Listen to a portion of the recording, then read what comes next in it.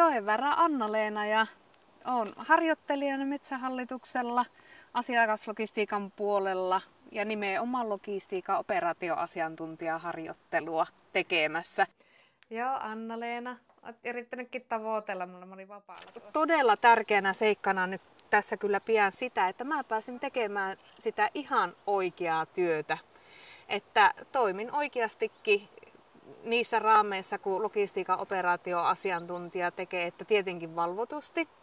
Mulla on oma ohjaaja ja myöskin sitten esimies, jotka sitten koko ajan kuitenkin oli siinä völjyssä mukana ja tukemassa. Meillä on omat alueet, josta me sitten vastataan puun kuljetuksesta siellä, että puu liikkuu ja oikeaan paikkaan ja oikeaan aikaan. Pakko sanoa, että tämä on kyllä semmoiseen omaan työkalupakkiin kerryttänyt niin paljon tietoa ja voiko sanoa, että taitoakin. Oli mahtavaa huomata, että mä opin tämän homman.